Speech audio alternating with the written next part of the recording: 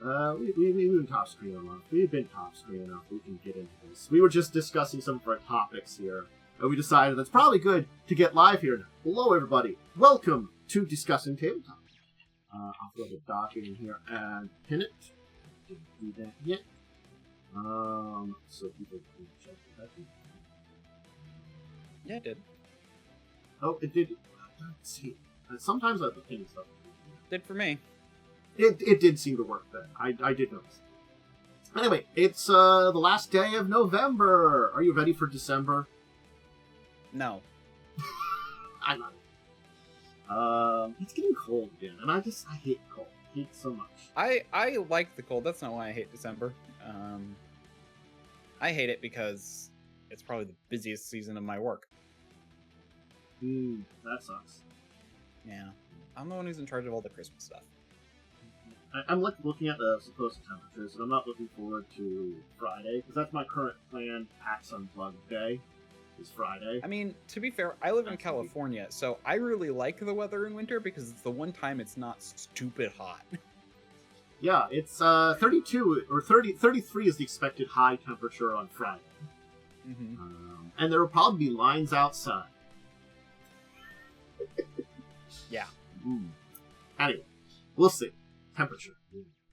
So yeah, we got some interesting topics to talk about. It wasn't a particularly busy week, it was a particularly slow week, but yeah. I did look into a couple things, I just thought, dive into it again. Like, they did finally put the price for that Secret Lair Commander deck. It's like $150. I don't know if it'll be worth it. It's on, someone's got to price those cards. They've announced it. $150.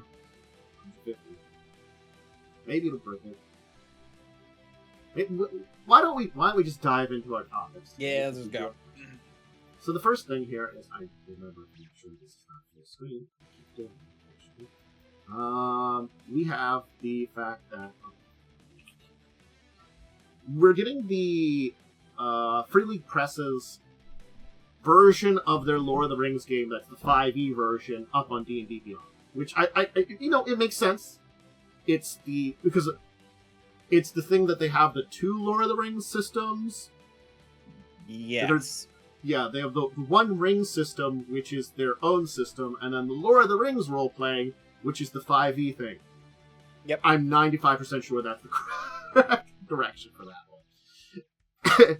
Having two Lord of the Rings role-playing games under your same group is confusing as well. Yeah, the Lord of the Rings one is the 5e one. Yep. Oh.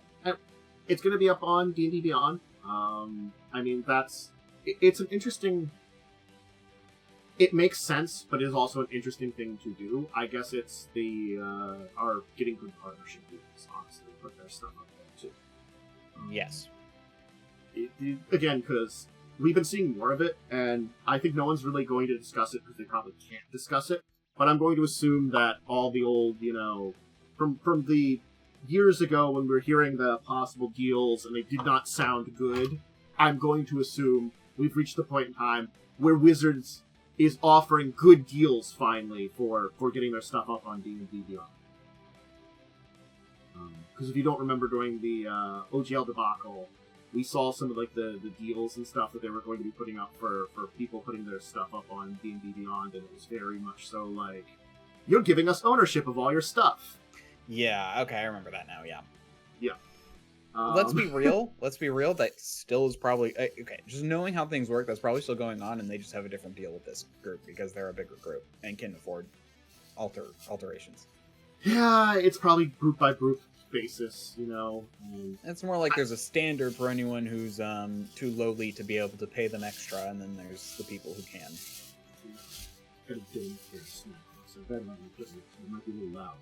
I don't know if I'm getting caught in the who knows? It's not too bad. So it's got a bunch of things in it. I think this is the probably core book of their 5e adaptation. And this is just the stuff on D&D Beyond that they've got listed about it and shows some information on it. So, again, it's just weird because it's an interesting partnership, but it's not a completely unexpected partnership. I guess that's the easy way to say it. interesting, not unexpected. So, I mean, it will give that option to bring your Lord of the Rings adventures. I mean, that option already technically existed. It's just now you can do it on D&D Beyond if you're into that. I was just thinking about something there for a second, but, I guess it's because it's fairly integratable.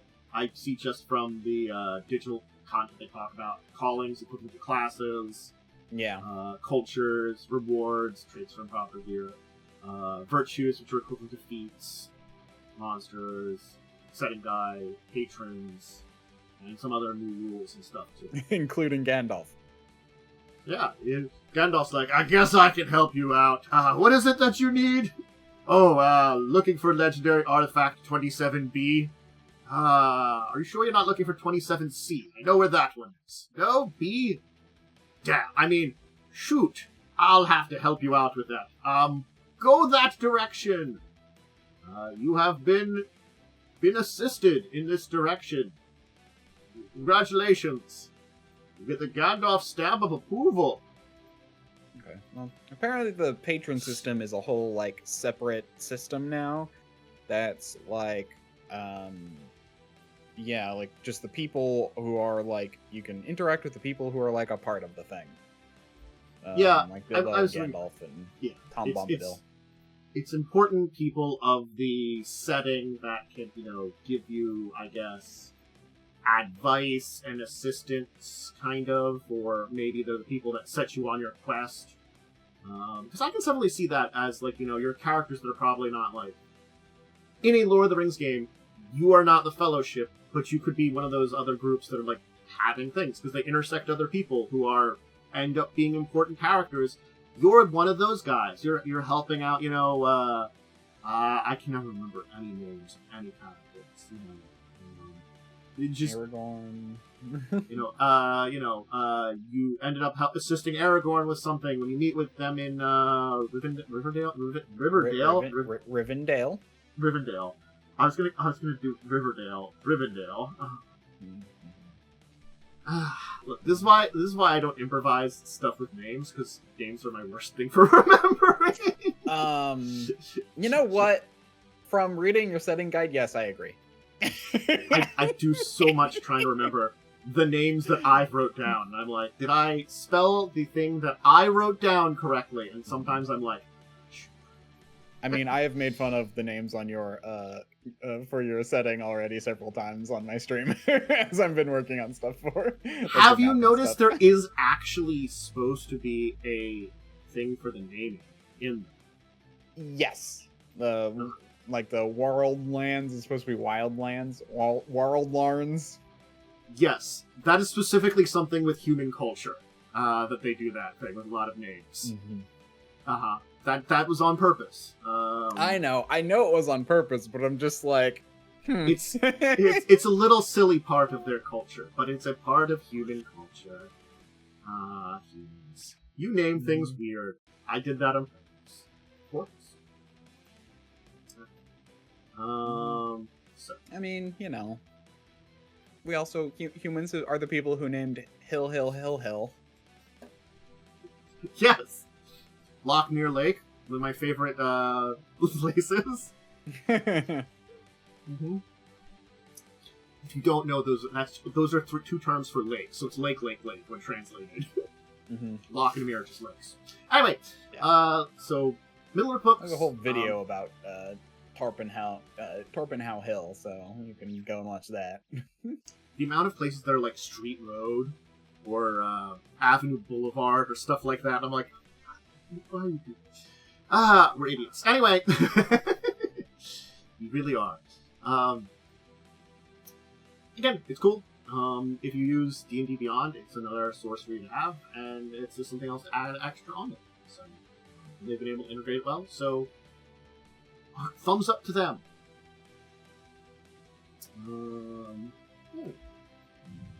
We can move on, though. Talk about Tenebris Realms. Tenebris Realms. Yeah. I'm gonna be honest. When I first dyslexia read that, I read Tetanus Realm. Ow!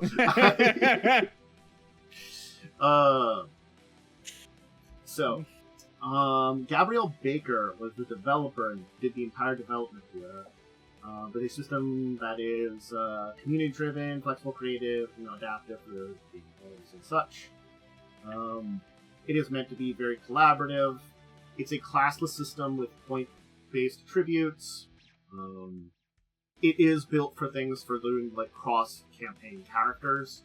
So I assume there is development for characters, but not enough that you couldn't bring it between things, Also, I guess it depends on like campaigns and stuff too. 14 starting species, a bunch of locations, a bunch of stuff that I assume was made by the people that helped develop it or the community that were playtesting it, because they say player-made spells, equipment, and inventions. So I assume I assume that meant like or they're going to have it, because this is the like stuff for a like Kickstarter back. Yeah, like so I assumed that this was going to be when it said player-made spells, equipment, and inventions. I thought that was going to be players can basically craft their own things with like a unique system. That might be like you can make your own spell, equipment, and inventions. Okay, I can see that. That'd be cool. Now, then there's an evolving world based on community contributions, so maybe you might be right, but I don't know. The player-made, I would see community-made. It or something could be both, because it could be in your game, you develop something, and then you can go and share it with the community. They have a way for you to do it. It's like, oh, hey, my character invented this. In our game, you can use it too. Yeah. Ooh. It seems interesting. It's always impressive for one person to develop a lot of stuff on their own. Not going to lie, world building's usually the easy part to do on your own, but usually you want to ask people about things. And after that, system building. Ooh, that's it's a lot. I've experimented enough with that over the years that I know that that's definitely a challenge to do on your own. So more power to I mean, yeah, it's hard to do on your own. I think what's hard is designing a system and then making it I want to say readable, but basically making it understandable to other people. You can have a really cool system, but if other people don't understand what's going on, then you're screwed. It's very true. Because I think that's the hard part. That's where a lot of games fall apart, is just that it's hard to know what to do.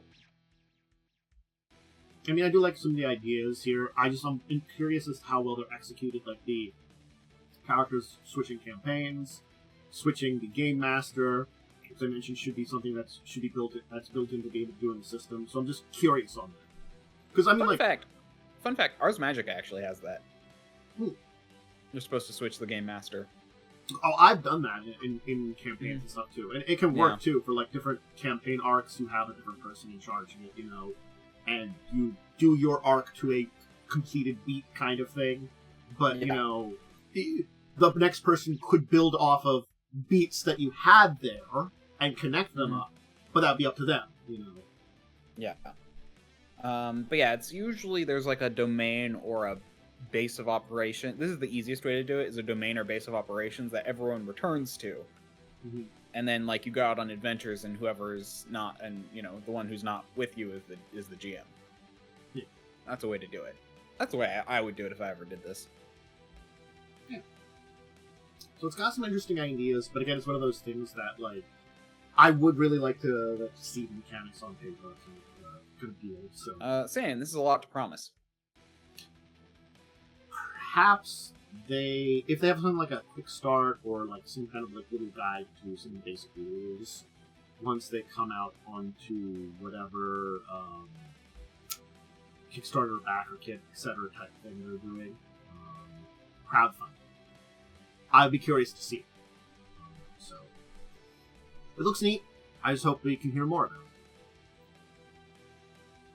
Okay, I guess we should talk about this nice one, that the weirdness around Musk and Wizards continue.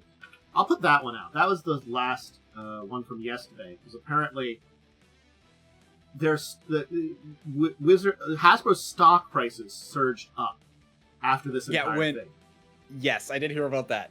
So basically, to be fair, people are very unhappy with the way Cox is running it right now, and I feel like the fan base is, and that's the thing. Stocks, as much as people think like stocks are based off of the the actual like price and shares, it's honestly just impressions, like people's impressions. I can see, because Wizards has been the only really successful part of Hasbro, and the rest of it has been doing very badly over the last few years. So I can see the investors not being happy. No, it's not the like that's the thing. The reason it's going the way it is because Cox is pushing things that the investors want to hear. It's not investors which raise stocks. That's the thing. Okay, so it was the shareholders. It's the shareholders. Sorry, shareholders, not investors. Yeah, shareholders. It's basically the populace. Basically, when people heard about this, they started buying stocks, meaning the price shot, because people were starting to sell them more. So basically, the idea of Musk taking over Hasbro drove interest into people thinking, oh, I want to buy into this because it will be better if he does, in the hopes that he will. That's basically how it works. Stocks are weird. Stocks are dumb. That's why orcs are great at stocks. It's one of those things that, like, I gotta be honest. I think we ended up discussing this a little bit, and I think my entire feeling about it is, it's like, I don't think I don't think it's gonna be better. I think it's the illusion of betterment, because they're so hateful of our current CEO of Hasbro. Mm-hmm. You know, it's anything would be better, and I just feel like it might be a little better. It's probably not going to be a really great better, because it's sort of like this is not like a major investment for Elon Musk. This is just like what happened with Twitter, where it was on a whim, and he just did it then. You know, Twitter was not as much on a whim as you might think. It took him 7 years since he made the joke to actually follow through with it. It's true, and he actually tried to like back out of the deal he was doing, so he didn't really want to do it. So I do get the feeling that I'll just do it on a whim and get myself tied up with something else is probably not on his agenda. You know, at least as much now. Granted, and this is the thing of like what we were basically discussing is, would it be better with Musk? I think it would be, but I really despise Cox, and I'm like, no one could be worse than what he's doing right now. Especially since, as I mentioned before, my thought of Cox is basically like, this one thing did well, let's put all our eggs in that basket and ignore everything else. And I'm like, this is literally not how you run a business. It's just, again, like, I feel like from everything I've heard... Hi, Blaze. With Musk and everything he's said, everything I've heard about his history, he's just a mediocre businessman at most, who just happened to have a lot of good ideas. He happened to invest in the right things at the right time a lot of times. I'm not saying he's not better than any other businessman. All the people who are born in money and raised businessmen are all the same. And they're all mediocre. Some succeed, some don't. It's more kind of luck on their initial stuff as they learn to actually be a little bit better.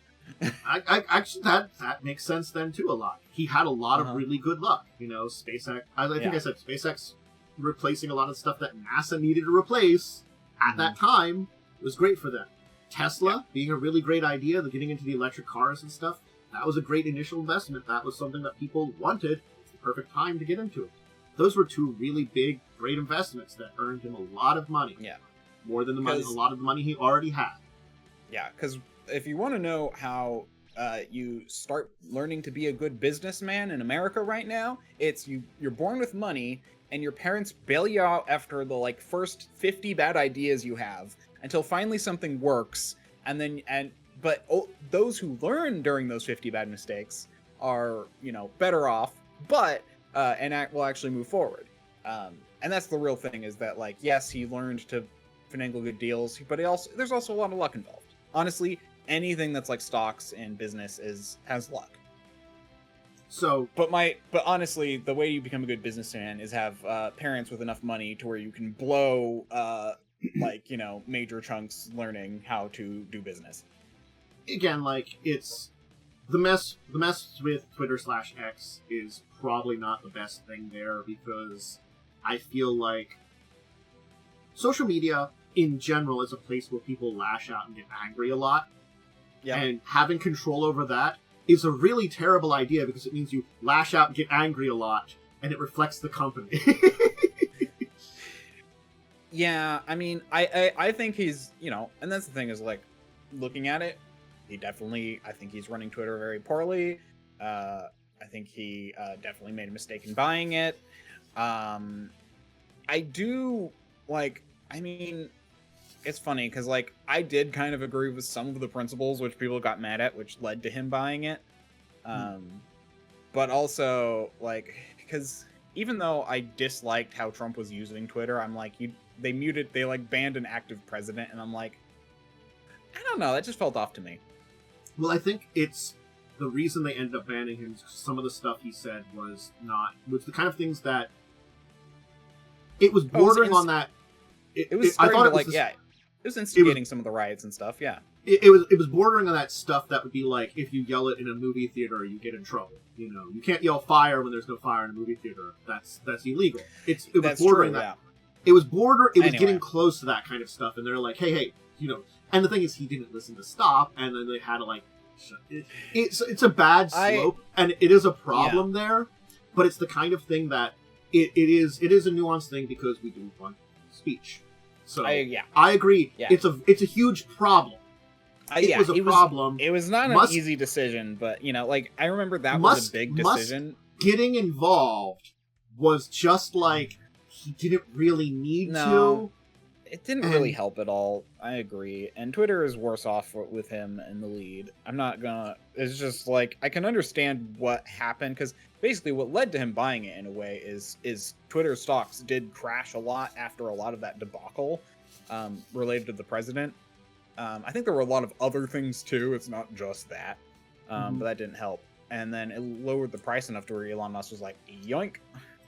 And there were more deals and stuff going on in the background, and this is all more complicated than I'm making it sound, but... I mean, it took 5 years, and he was eventually forced to do it after he, like, bid to buy it. He wanted to back out, yeah. He wanted to back out after a while, but then, like, he already agreed to things, and so it's a whole weird thing, which honestly did not probably help in the beginning of the company. And then he also broke a lot of, honestly, business stuff that I know with Twitter. Anyway, it's just the whole thing. Like, I thought, but here's the thing. It's a mess. Like, it's a mess. Yeah. There are probably a lot of, I think that's an easy way to say it without getting, like, too anything. It was a big mess. Yeah. It does show that, unfortunately, when he gets involved and he's emotional, he can make bad decisions. And would him being the best... Here's the thing is, you might be right.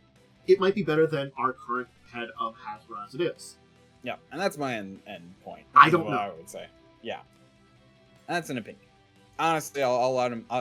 Would I bet money on it? Absolutely not. With the way things, with a lot of the ways that things have happened with Twitter now, like, that kind of puts me down for feeling like it, because I also feel like, I think it's the thing you said. In a lot of those other companies, there was established groups that could take some of his ideas and mold them in ways that were better, and could actually. That was something we talked about before stream. I basically said there wasn't really that in Twitter. I don't think there's that in place in Hasbro because of how things have been going there. It's true, and that's what actually worries me. That's why, if you remember what I said earlier before the stream, I was basically like, if he takes it over now, it could improve because there's still enough people there. Chris Perkins is still there. There's still a bunch of other people. They're being pushed into, like, different positions and stuff. But I think in the long run, I think it could heal. But if it's in 3 years, the company may be the Wizards and stuff may be too far gone for it to actually help. Well, again, like, we'll have to see how things with Hasbro goes. Hasbro/Wizards. I don't know.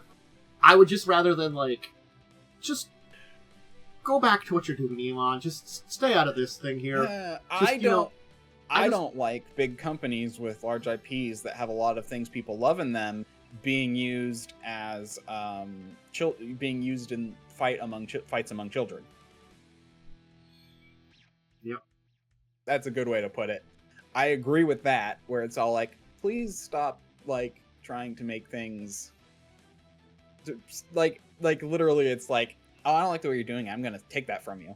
You know, it's literally what it is. Yeah. And it's very childish, but all billionaires are children, so that's honestly fine, understandable, and going to happen. You're not wrong. God. Yeah. I think I linked it in my Discord, but there was a very good video that I'm not bad with names because I forget names all the time. That I put over there the other day. Matthew Colville? Matthew Colville, about the 1970s D&D, and I think that was a very good video to kind of give you an idea, because again, like, it's the time period a lot of times too, and when you talk about the time period, you have to talk about a lot of the things that were bad during that time period. You know, we were a different culture. If we don't understand what was happening there, we can't grow from any kind of mistakes or kind of things we had, from various prejudices we had, maybe mistakes in the ways that we did something. There's a lot of stuff. There is a lot of great stuff there. Like, you know, I'm sorry. Like, I mean, did you actually read the tweet? Because, like, I kind of get, like, the reply, because it was like, wow. Basically, the, so the person who was complaining at first, and then Musk replied to, then went on to, like, talk to someone, like, in an interview or something. It was like a text exchange of some kind. And it was basically like, yeah, and they were like, oh, yeah, when I posted that, I didn't really think about the, like, old school people who, you know, it's like, but their opinions don't matter. You know, like, and it was all like, and then Musk was like, so how much is this company? And that was his reply. So it's apparently like a messy conversation between some people that, you know. Yeah, and this was like a guy in charge. The guy who said this was basically the guy in charge of, like, advertising or PR or something like that. Let me see what it is. Project lead of D&D, senior designer at Hasbro. Yeah, because who said that? His words were, I didn't write the preface until late. I wrote to address these concerns. It never occurred to me I'd rouse the ire of the grognards, which is apparently a term for, like, people who have been playing for a long time. Jason Tondo, who spoke about his decision to include acknowledgement for how reviews. It's obvious now that I look back on it, I just don't take those critiques seriously even now. I consider these people not worth listening to, so I don't anticipate their outrage. He's basically just saying people who have been longtime fans, yeah, they're not important. Which is very insulting.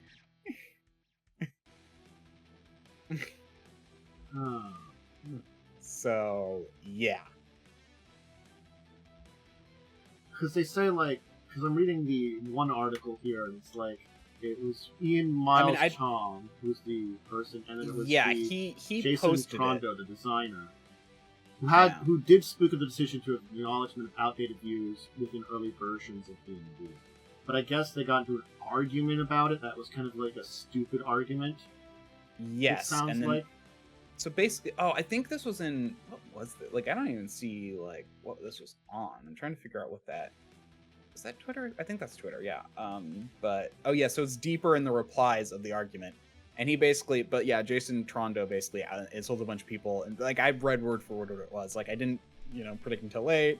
It's obvious that I look back, I just don't take those critiques seriously, even now. So it's like, he kind of insulted people, and he reposted it.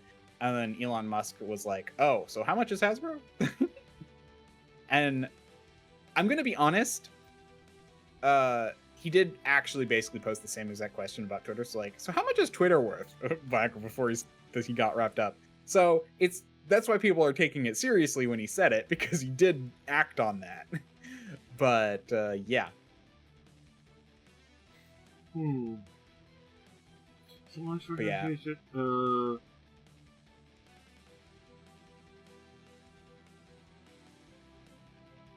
The thing is, I'm not gonna lie.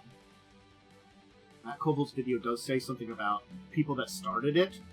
Yep. And the people that actually ended up in the thing.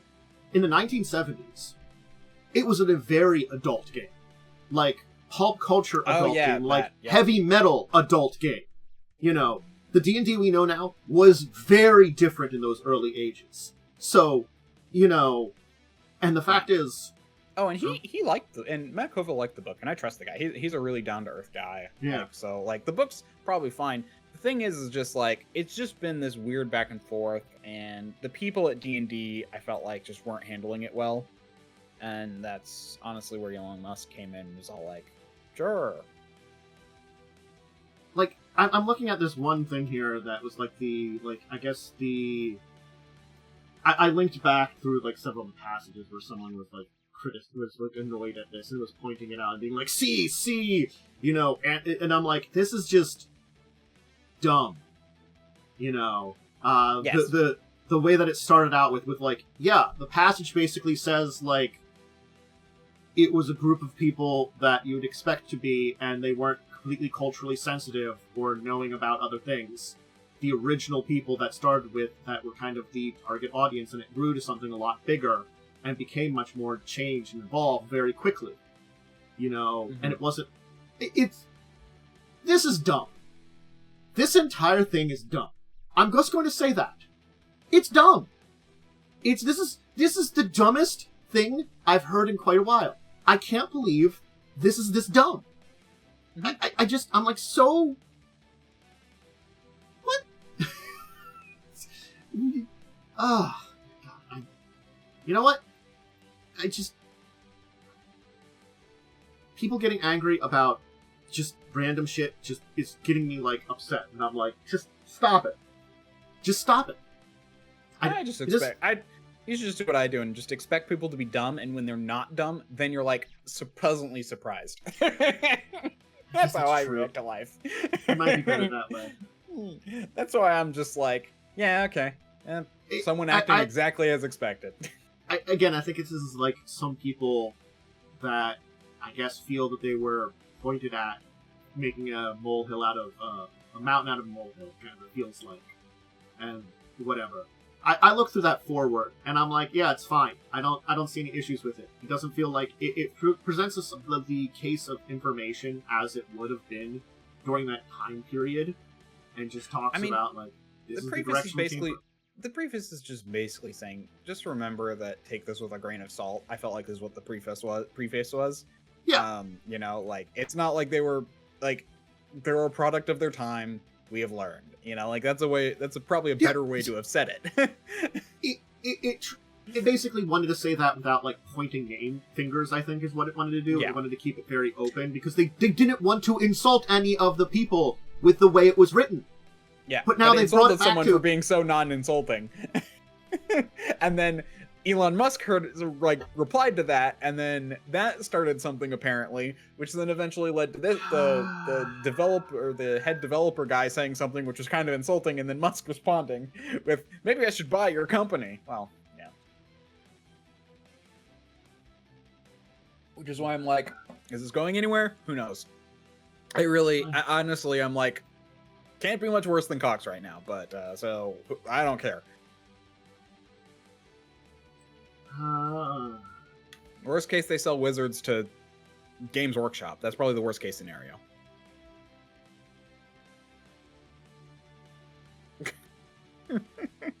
I'm just reading the one response here. Yeah. Oh, okay. I see what it is. I'm seeing his response here. I'm reading it. It's basically was like, the people that would be insulted by me not writing this forward, or no. The people who are insulted by me writing this forward, which apparently are like, I guess. I gotta be honest. Grognards is a term for, like, old school players, like people who were played during first edition. Oh, I understand it now. the people that played Warhammer First Edition that maybe yes or no were involved in, they just they have their love of First Edition. He didn't care about insulting them by saying like some of the things you were doing back then may have been like racist, sexist, etc., etc. Yeah.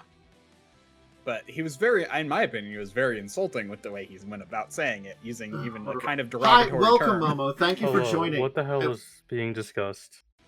So we've gone down a rabbit hole because Elon Musk has now threatened to buy Hasbro. Literally, he did. Okay, he didn't say anything besides how much is Hasbro. But the reason people are getting all uptight about this is because he basically said the same thing to Twitter back in the day. I was gonna tell you, spoilers, he ain't got enough money to buy Hasbro. Not right now, but when Cox drives it even further into the ground, maybe. Anyway, this is a mess, and I've spent 2 weeks messing with this mess. I think I'm done with this mess. I'm amused. I am not like I have no stake in this, which is why I find it amusing. It is kind of a little silly on the end, this entire discussion on a forward that's like, hey, some of this may have been, sexist or racist, etc. Whatever. So let's talk about something else related to Wizards of the Coast, strangely enough. Exodus, which I wouldn't have known about and until I read about it. So apparently, this is a weird go-around of we're getting a different role-playing system from Wizards, but it's not quite Wizards. So they have a video game division. Yeah. Archetype Entertainment. Archetype Entertainment has been working on, I guess, a video game called Exodus. Now they're building a RPG based on their upcoming video game. So that is technically still Wizards, but it's sort of like their video game division's diving into that. And we don't know if it's going to be kind of 5e or something else on its own. There was the article that I found about it. So this is actually kind of neat, kind of thing that they're doing. I mean, this is interesting.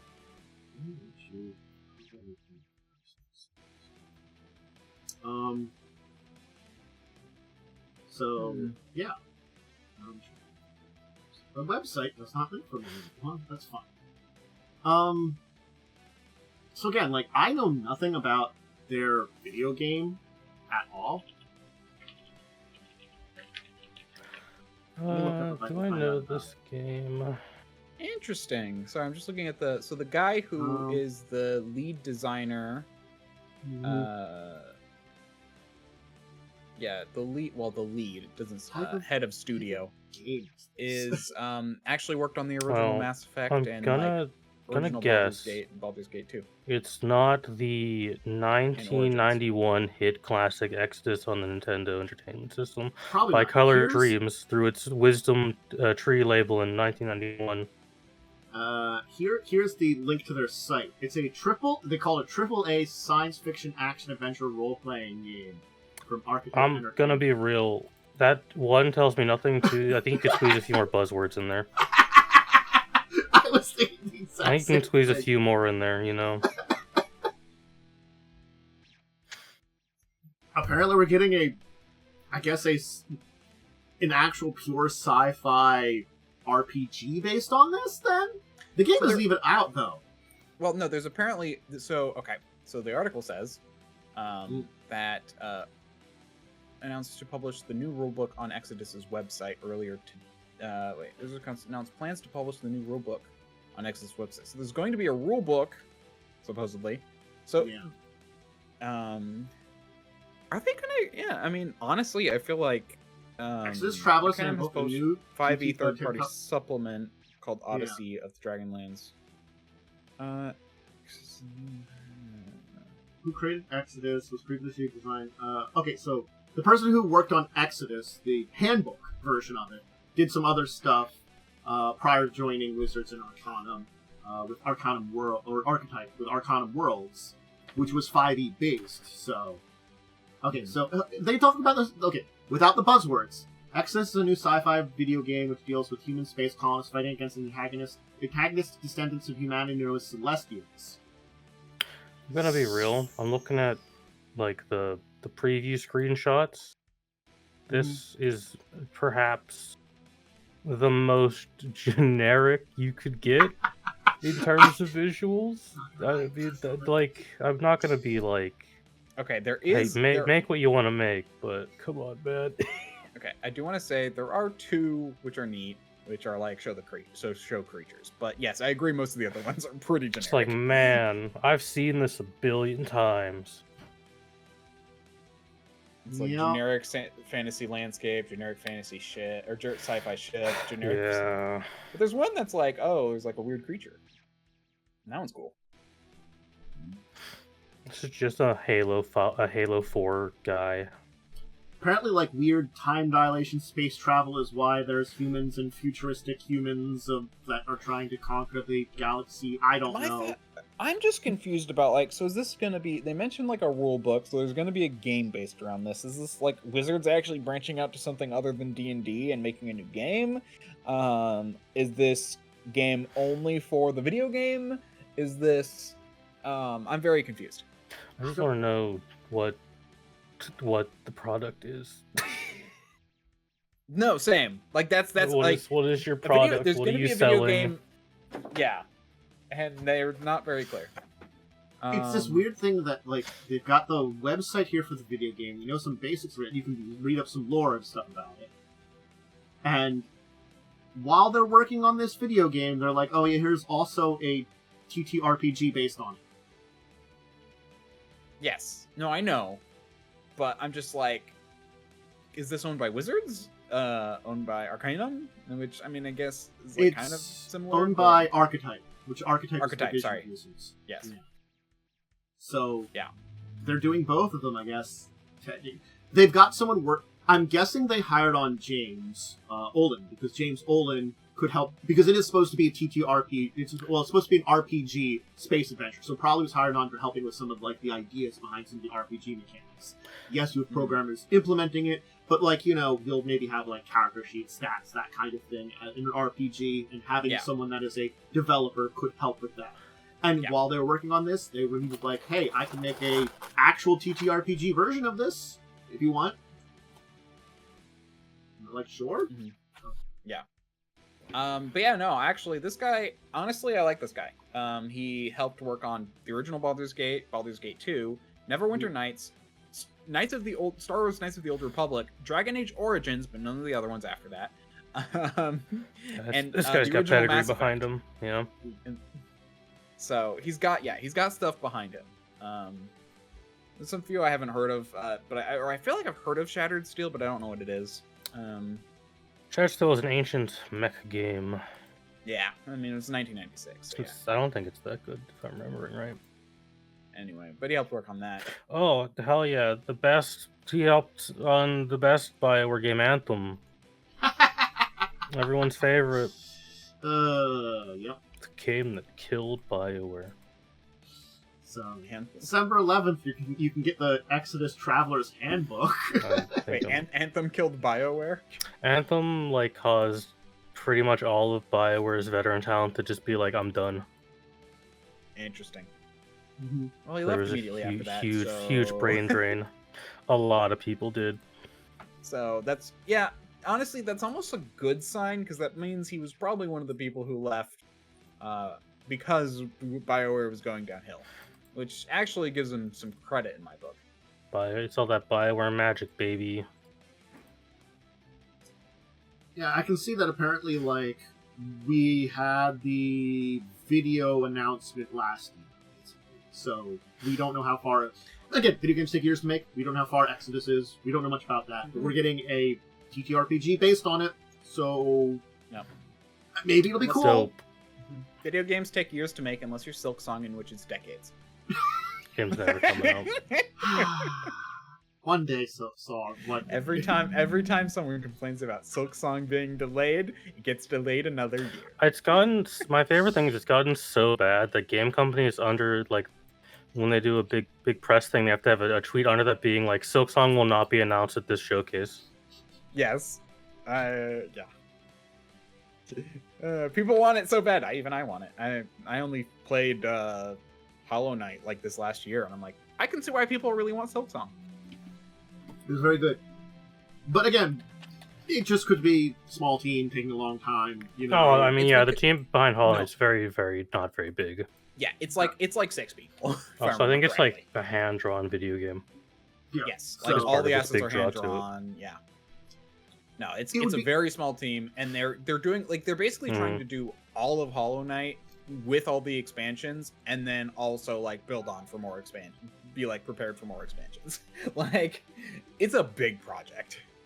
They basically were like, we can be cool, we can do better than what we did before with a lot of our ideas, and I'm not against them doing that. I just hope they land it when they do, you know. Yes. It'll come when it's ready.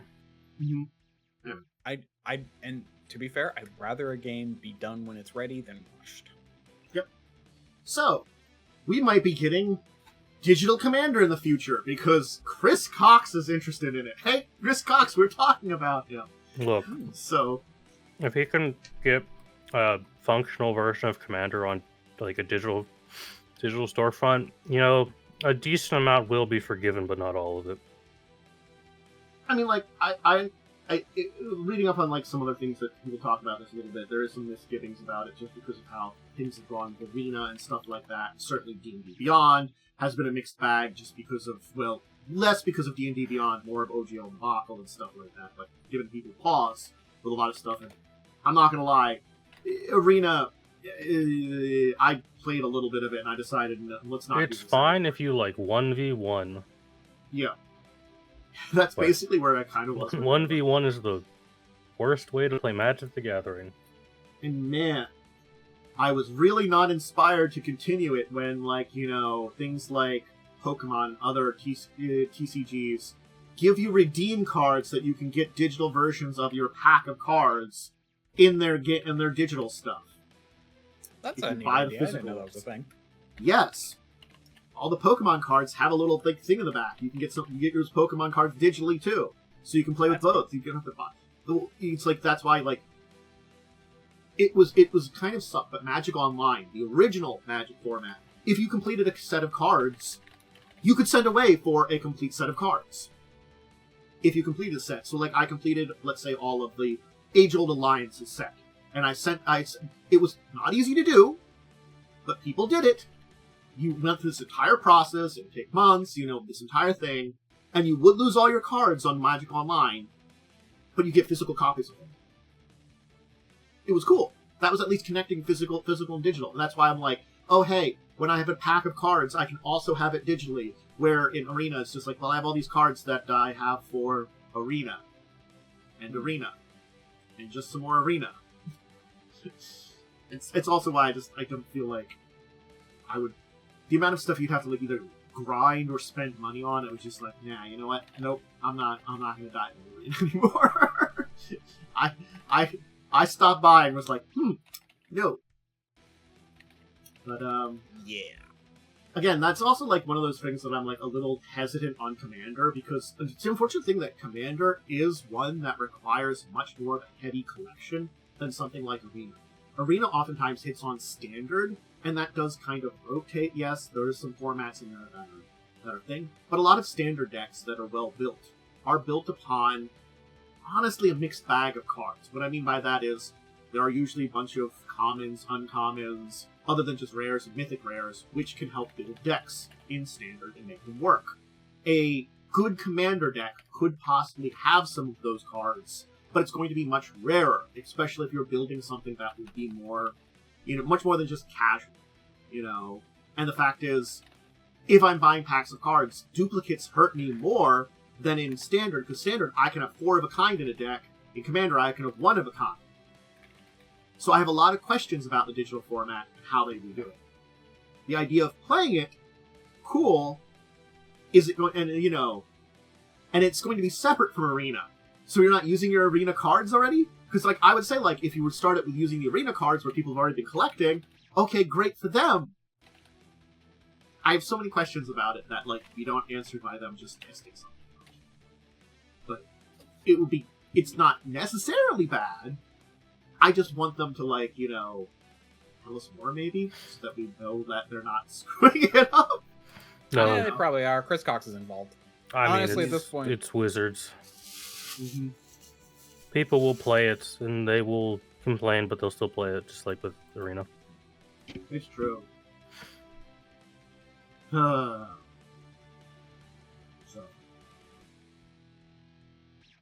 anyway, we'll look forward to that. Maybe we'll hear more of it. Maybe I'll try it. I don't know. I'm kind of on and off with Magic the Gathering.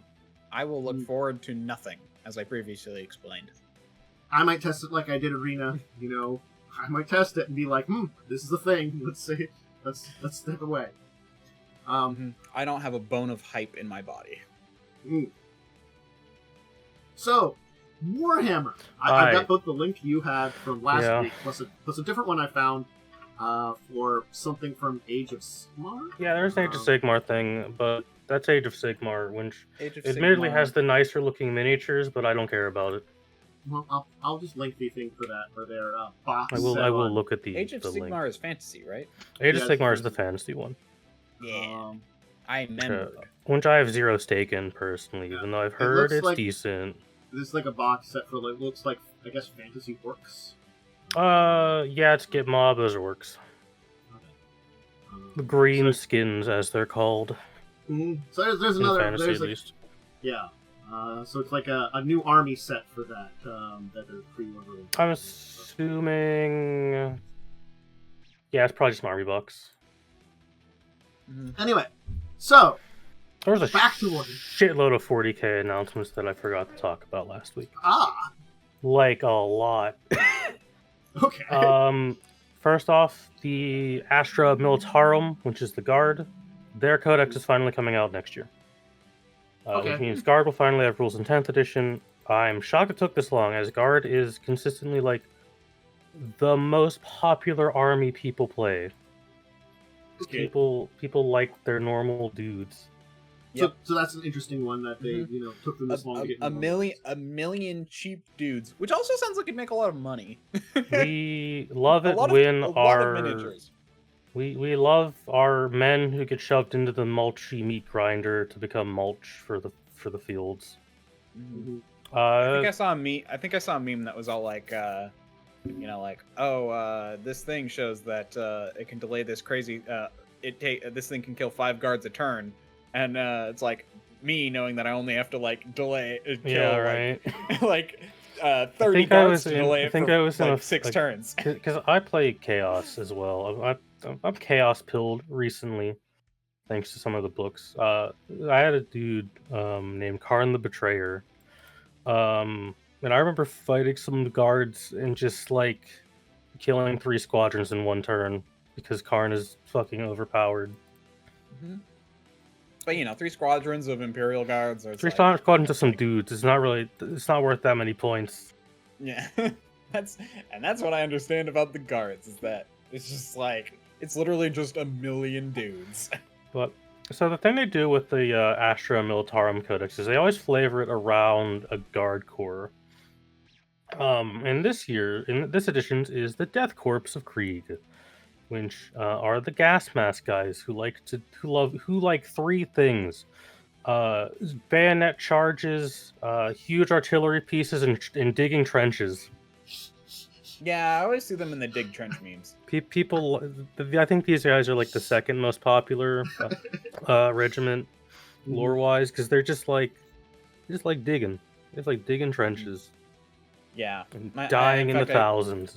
In fact, I just recently saw a meme which was all a Kriegsman Thanksgiving gathering, and it was basically just 4 people holding wrapped shovels, holding them out to each other.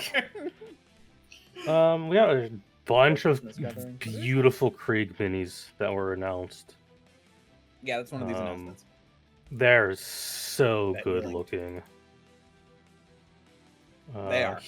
The big artillery piece looks so good. So do the guys on horses. I do I know that the meme is shovel. I'm happy that Games Workshop didn't give any of the mini shovels. Because, God, if there's one thing Warhammer fans are good at, it's beating a joke into the ground, and I'm tired of it. Come on. All the different things to see if any of them have a shovel somewhere. I don't think there was. I don't think I saw a single shovel. No. They've at least they've at least taken a step back from the meme, and I guess that's fine. It's good when they do, because otherwise the community would never shut up about it. On the Codex book, one of them has a shovel. On the book, shovel. there is a guy with a shovel. Yeah. I mean, that's pretty out there, so I'll give them that. It's also like broken apart and strapped to their back, so it's but the really rare thing, and Games Workshop doesn't do this often, they're reprinting 2 books. They are reprinting the Imperial Infantrymen's Uplifting.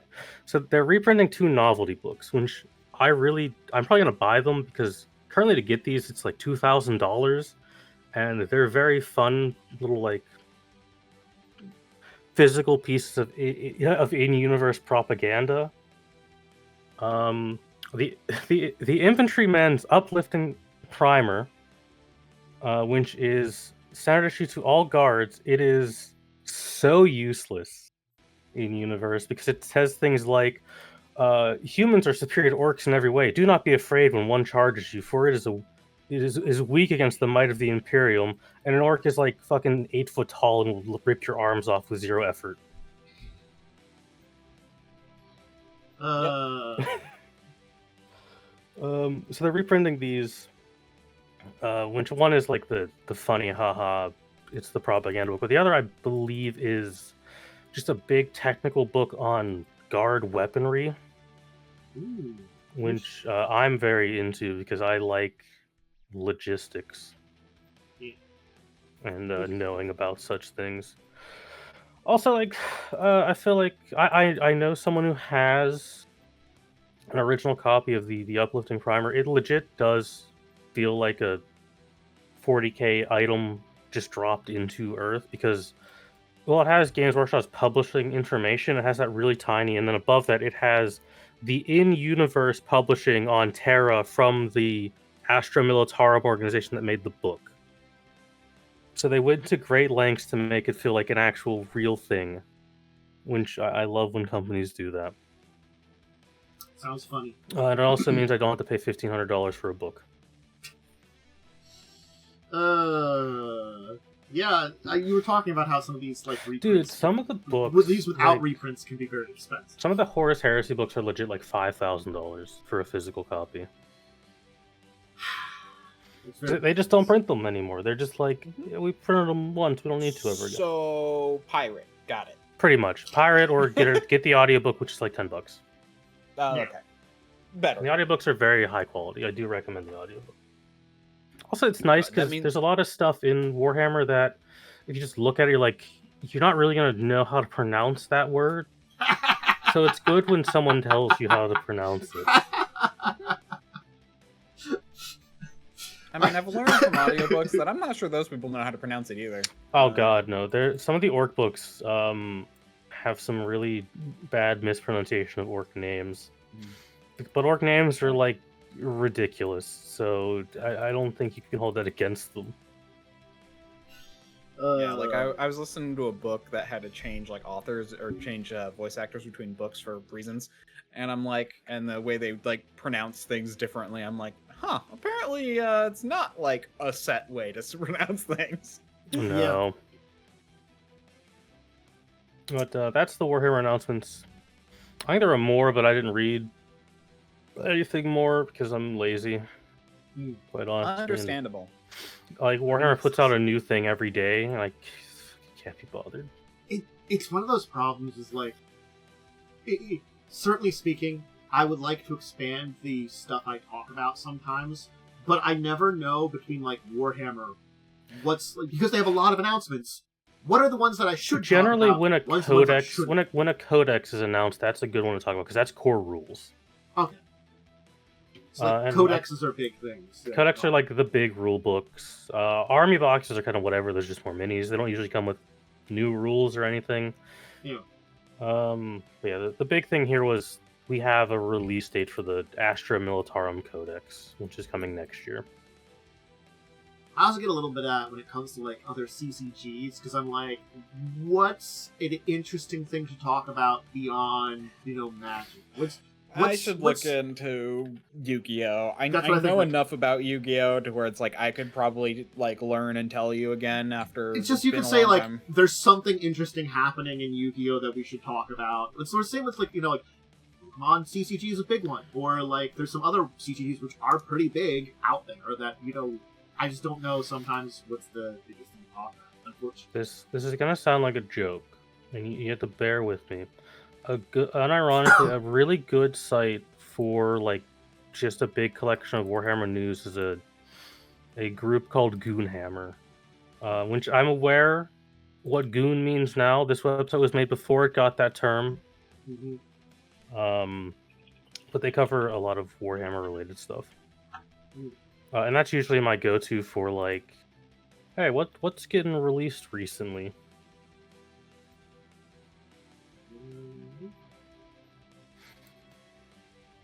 Yeah, we're getting... I don't know what codexes are out currently. I know there's a Necron one because I own that, and I know there's a Tau one because I hate the Tau, and unfortunately I have to look at them. Definitely, but I'll have to look into like new CCG stuff at some point. Yeah. But that's a good site that I can at least check out. Even if I don't know what I'm looking at more, that's at least a better organized place than to be like, so maybe something's going on, and I'm like, is there a codex that is being mentioned here? I also do want to mention, because this is a common question with the miniatures game, you can buy these Krieg models and just use them as other regiments. They don't make you buy a box of every regiment. You can proxy Guard, you can proxy Space Marines between chapters, because all it usually comes down to is a handful of parts in a paint job. Yeah. So you don't have to buy every mini that comes out. I thought they hated proxying or something like that. No, they just really hate it when you 3D print stuff. No. You hate it when they hate it when you don't pay the money. Yeah, they genuinely like the moment 3D printers become 1, much better, and 2, more widely accessible, Games Workshop's kind of in trouble. They will have to shift business model very quickly, which they probably have a plan in place for it at this point already, to be fair. That's very interesting. So, got a little bit of Warhammer update. So, I do have a deeper discussion topic that's very interesting to talk about today. We can move on to then, with the... Because I think this is one that I was going to talk about with Worm, but certainly, Momo, you here definitely would also this one. Maps that are too complex. We talked about big maps being perhaps too complex in a lot of ways when we talk about like mega dungeons and stuff like this. Not so much that they were too complex. If anything, big maps tend to sacrifice complexity for being bigger. I think there was that issue that sometimes like the concepts of too complex came up with when we talked about that to a degree. Too simple. Yeah. Population, like there's a thing like where it's like you have to come up with too complicated ideas to like populate it or something. I don't remember. Yeah. But a map itself can be too complex in a lot of different ways, and I wanted to talk about that. Like, it could be too complex in, the fanciness of the room that you're putting together. But that can also come down to description, which you can kind of mess around with. It can be too complex where it's sort of like that. You have to remember that concept of who the hell would design this or use this sometimes too. The 27 twisted halls, like I'm going to say, like, when we went to Scarwall, there was some, like, complexity there in certain, like, the first floor that wasn't there on the second floor. The first floor did that to prevent invaders from coming in. So I was about to say, that is actually how, like, real-life castles work sometimes, where it's all, like, you want people who are in the castle to move around fine, but getting in and out is what's supposed to be difficult. But if you that's building in a reason behind it. People will sometimes have maps that are like that for no reason whatsoever. You could invent the reason, but then it's sort of like, well, why is that there? And like it's also like, why do I need that if I don't need to add that reason? I don't need that complexity sometimes too. A crazy map is crazy in a lot of ways. So I think it's what is that kind of line in complexity? I feel like that people Right. Either. So I have this is a dumb opinion, but I do have plenty of experience in map making. Same. Please design your maps as if you were a person walking through it, so it actually makes some goddamn sense. Like when Scarwall, or like there are some official D&D maps that are just buildings with way too many doors. You would not have that. You would not have a door to every room. You don't have a door to every hallway. Yes. I get why they do it, but that's not how buildings are designed. Also, put bathrooms in your damn maps. People have to pee. Yep. Just it's so funny. It's so funny because like in my mapping assets, like the ones I've personally made, I have probably like 20 assets which are just bathroom things. It's so fascinating. Shower, toilet paper, paper towel. There are a lot of can. maps that I've seen that don't have that, and I think back to there was an actual bathroom in I'm not remembering his name. There was one in Scarwall. Harrowstone from Rise of the Runelord has bathrooms in it. It's not from Rise of the Runelord, Tat. This is from Carrion Crown. Carrion Crown. God damn it. Look, my brain is not remembering names today. Harrowstone from Carrion Crown. But, Scarwall, I don't remember bathrooms in there. It did? There were, I think, 2 bathrooms, which is probably not, or maybe, no, there was a few there were bathrooms in the hallway room, in the room areas. I know there was a room that was a bath, but it didn't describe having a toilet or anything in it. So that one, that one didn't, but there were, so I don't think there were enough bathrooms with how populated, with how big the place was. But there was one bath. I remember 2 bathrooms. I don't remember where the second one was, where the first one was.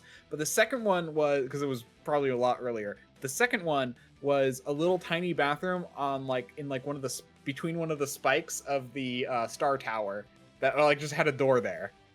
Ah, God. 2 bathrooms in the entire thing. The distance you have to walk. I remember at least 2. I think there were a few more, but I think there was one for the whole I think there were one for every major collection of bunch of rooms, and I'm just one closet for that is still a lot. Yeah. But again, that's one of those things that I think that's the opposite end sometimes too, which you can have a map that's too simple. But it's sort of there's a fine line between that 2 things. It's kind of like a map that it feels like a place people would use, and I think that's what you want to aim for, at least in design complexity, in basic design. Here's my problem that I often do. I make maps too complex because even though I think about their layout, I make them too big. I'm there is I build up a whole room, a whole complex for one fight. I don't know why. I expect players to dodge in and out. But no, they just fight in the single room they start in, and players never leave that room if they're just gonna be one fight. If I build a room for a fight, it's always just I overcomplicate it because it's here's this whole complex with side rooms that you could duck into if you wanted to, or you could knock over a chair in this other room, but now you just most players just stand in the open and just fire at each other. I was thinking of a sci-fi map I made. I'm just there was stuff to hide behind there, but it was just here's this big factory that I made, and you guys used maybe a third of, a fifth of it. Ooh, I can see that being kind of a weird issue that you kind of run into of well, we didn't use most of this. Yeah. So that's more just the problem of I spent way too much time on this for how much you guys used. Yeah. I mean, that is another thing too. Is if you make your map too much, also in a lot of ways, your players might not explore it all or go to everything too. There is always that idea of well, we should. There is definitely a thing with adventurers that is depends we on should the probably player group, check. But yes. we should probably check out, like, all these other doors and stuff, and make sure that, it explored to the maximum. But when it feels like there's a lot, then that can be kind of, like, confusing then, too, to the players, like... Okay, so there is a thing where it's like, I feel like if Joe and I weren't there, Momo and Lightning would have just gone straight to, like, the bosses and been like, hey, we don't care about anywhere else. We got buff timers. We ain't got time to sightsee. We gotta go. Exactly. So... Lord, no thank you. I got a buff on. I gotta go, Tantus. Yeah. So this is where I'm like, it depends on the players, because like I wanted to explore every room. I wanted to know everything that was happening. The biggest problem with Scar was there was just fucking nothing in any of the rooms. Yeah, no, that was the big problem. Is I'm like, I keep wanting there to be something behind these fucking doors. That was a design where it was like, it felt both too simple and too complex. There were way too many rooms, and the place was just kind of this weird maze everywhere, not just the places that should have been a maze. Mm-hmm. And then a lot of those rooms just also had nothing in them then all at the same time, Mm-hmm. It was definitely a weird spot to be in with the entire kind of a mess, unfortunately. And I think that does come down to, size isn't always better for dungeons. Yes, you can have like the big this adventure is the dungeon kind of dungeons, but I think all the good ones have divisions between their areas that feel like actual divisions, like Dungeon of Mad Mage, different floors. The Emerald Spire from Pathfinder, different floors. Those aren't mega dungeons, but they're not just one big floor you explore. They're like separate areas that you explore at a time. And then, like each one has its little own miniature adventure of exploring it, which leads you on to the next one. And that allows for, developing that one area. The map isn't too complex. The rooms aren't too complex. The things that are there aren't too complex. They are there to the point a lot of times. Again, I've only looked through Mad Mage. I haven't played through Mad Mage, so it might have some others. I've played through a lot of Emerald Spire. So I think that one, at least I know it feels a little bit better. But again, it comes that down to, Scarwall's a weird beast. And it's not a very good example, but it's a good example of like a lot of weird mixed mash of like complexity, simplicity in a weird mixed way that just works kind of. It didn't work. Yeah. It didn't work bad. It just didn't work. But honestly, if we want to go into like visual detail of like someone who makes maps and actually makes assets for maps, I can definitely say there is a point, especially with the kind of maps I like to make, because I like pixel art, which means things are somewhat hard to tell sometimes. So there is very much, but even without that, clutter can make it hard to tell what's going on in a room. I think when you're putting together maps, if you are putting like assets together to show visually what's in a room, do the same thing that a DM should do, which is you mention the important stuff and describe the type of room it looks to be. And if people ask more questions, you can describe it more. Like you're saying, this looks to be some kind of bedroom. There does seem to be a chest at the bottom of the thing there. So you're pointing out the chest because it's the thing you maybe want characters to check out. Or like, oh, there's a desk over there. Maybe you want them to check that out. So you mentioned the two places where they could maybe find something. And if they ask any other questions, you can describe it. You're like, is there any other furniture? Well, there's a wardrobe over there.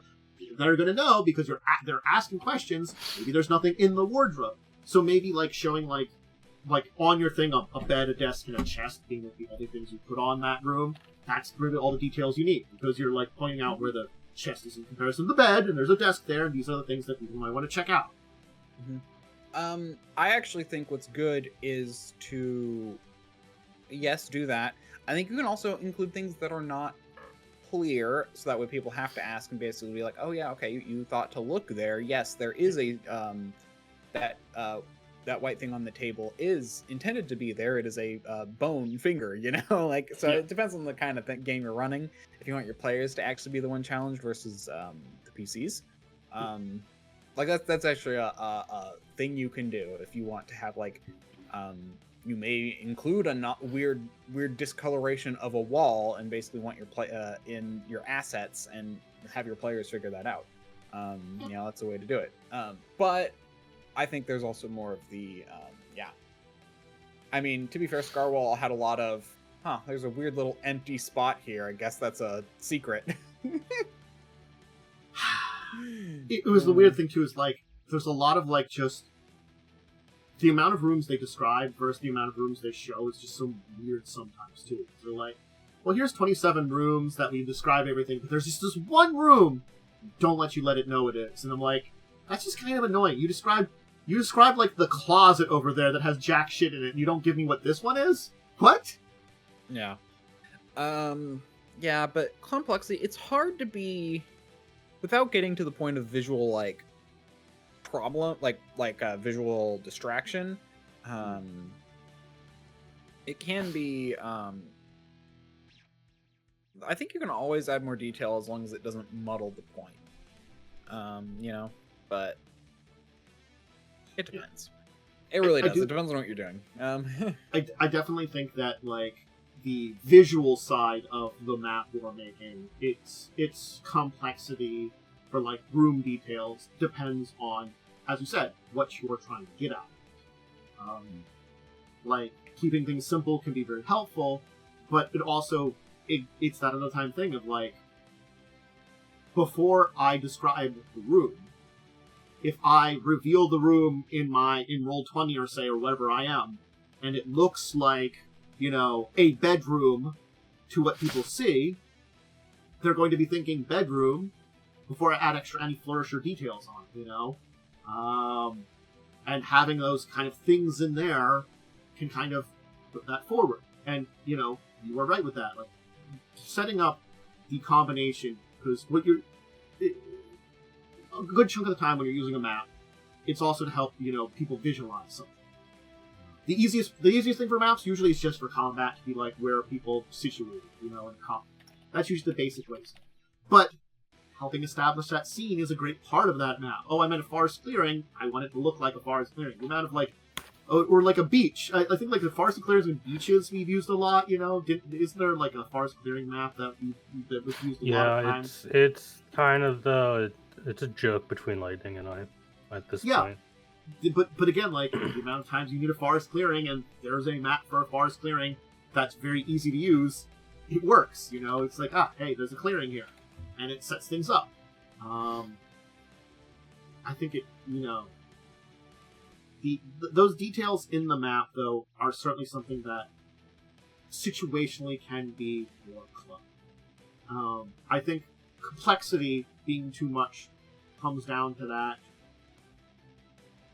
Over necessarily putting stuff together in a design, size-wise, room-wise, things like that, like too many doors or too many rooms that are unneeded, you know, things like that. Like, you know, well, it's fine to have rooms that are unneeded, but like, or I shouldn't say unneeded, but like, fine to have a lot of rooms if it's like a mansion. I mean, you're gonna have a lot of rooms, but you know. Well, what I mean would be like, you know, it's some dude's house and he has like, you know, it's just a small 3 kitchens. But it's got 3 kitchens and 1 bathroom. Yeah, something like that. You're like, what the hell is with this house? You know, or it's like he's got like 20 rooms upstairs, and I'm like, why does he have 20 rooms? What's going on here? True. Yeah. There's also those can be a little much. Yeah, we can also describe what too much can be for like an overland map. Like, that's true. Yeah, because like when you say mapping, there's this other side which is, you know, large, like, you know, terrain maps. Yeah. You know, and well, first off, if you're in a D&D campaign, elevation, have fun with that. God, oh my god. Elevation's hard. Beyond there's a mountain here, you don't really, or a significant hill, yeah. Elevation's weird. Like an elevation map, I've tried to make them. I'm not 100% sure. If you don't want to go into like gritty detail, it's hard to do. Elevation map, God. Yeah, I'm like, I've seen a map that is basically just like every major and minor settlement in a large area, and it's just like dots everywhere.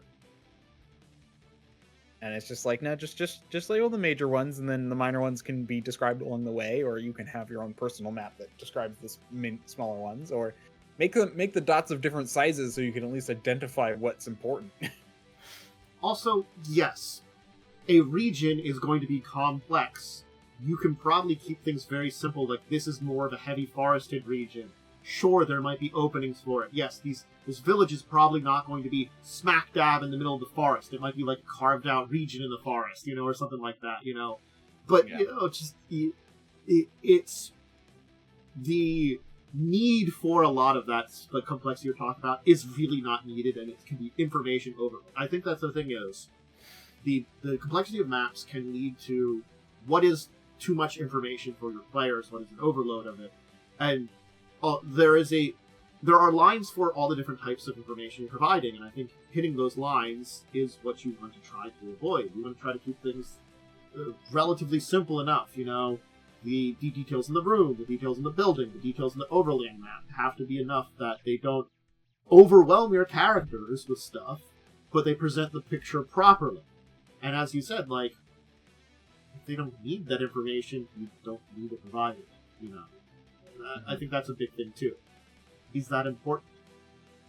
Yeah. Are you putting it there because it's something they could find and it could be important, or are you putting it there just for yourself? Yeah. I do find the whole planes everywhere thing oddly tropey. I do feel like a lot of maps just are like, here's a wide open plains with things here and there. And I'm just like, that's not...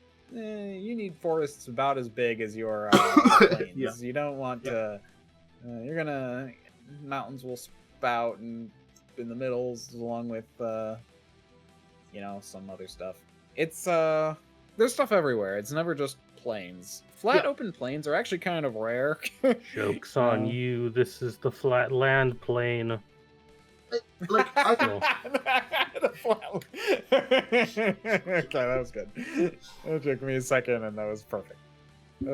I see it like, more open ground tends to be more like farmlands, fields, places that people have forested, stuff like that.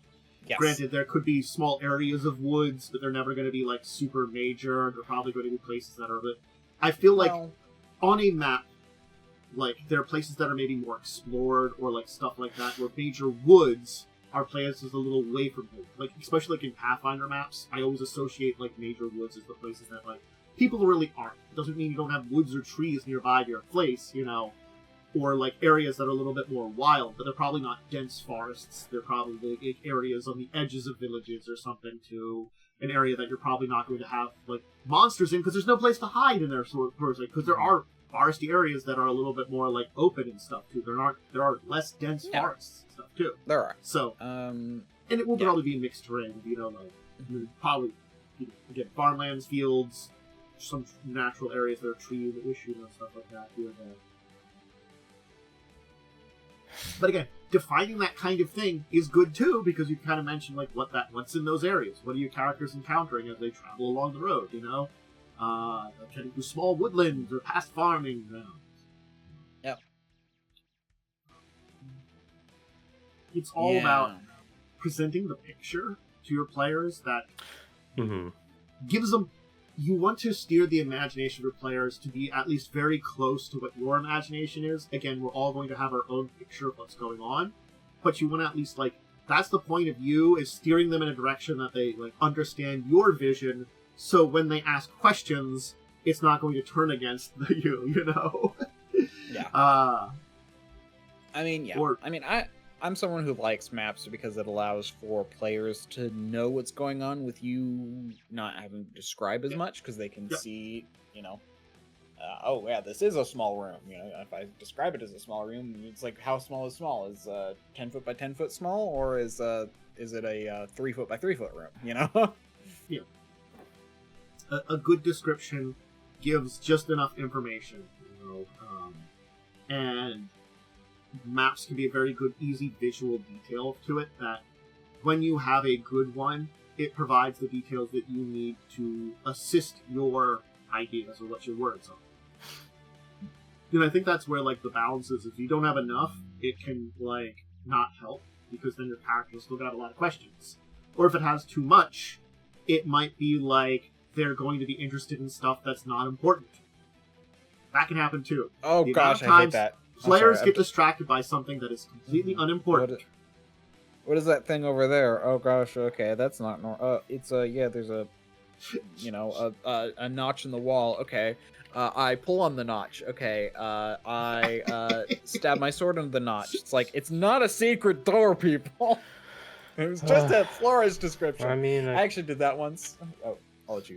A good example of that on an official map. If you look up the North Sword Coast map from Lost Mines, you get some pretty boring stuff. But for whatever reason, on the bottom of the map, they decided to include something far more interesting.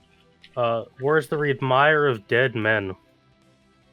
And every time I've run this, players been like, "What the fuck's down there? Can we go there?" Huh. I don't know why it's there. There is no need for it to be down there. The adventure does not go further south than Phandalin.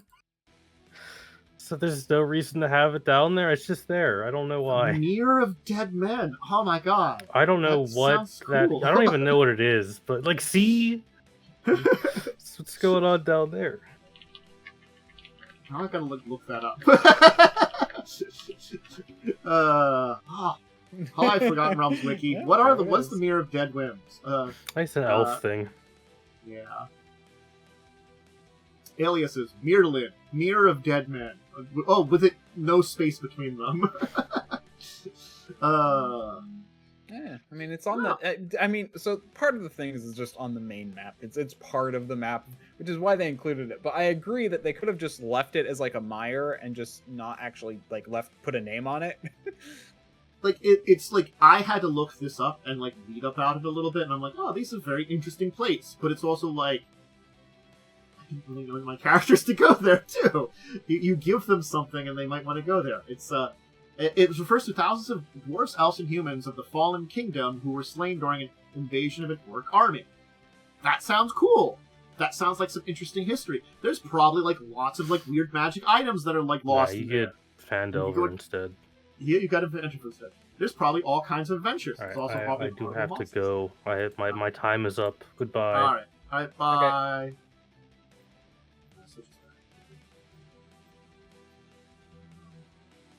I mean, there's some very cool things there, but yeah, that is an extra detail. Yeah. So, yeah. I mean, yeah. It tempts your players too.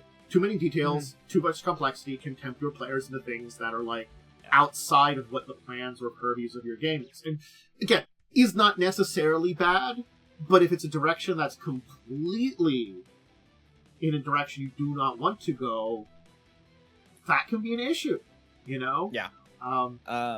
Yeah. In fact, this reminds me of I remember a specific example of where I was all like, it was Ravenloft, and I was trying to be creepy, and basically like, the players like were walking across a bridge, and I'm like, oh yeah, the statues that are the border the bridge seem to stare at you as you walk past, and they spent way too long trying to figure out if the statues were alive and they were going to be attacked. Yep. Yeah, so sometimes you got to be careful with your detail. Apparently there's a black dragon in the Mirror of Dead Men. Anyway. Again, it sounds really neat, but also like, and it sounds like a great place for some adventurers, but I would plan for those adventures on my own kind of thing.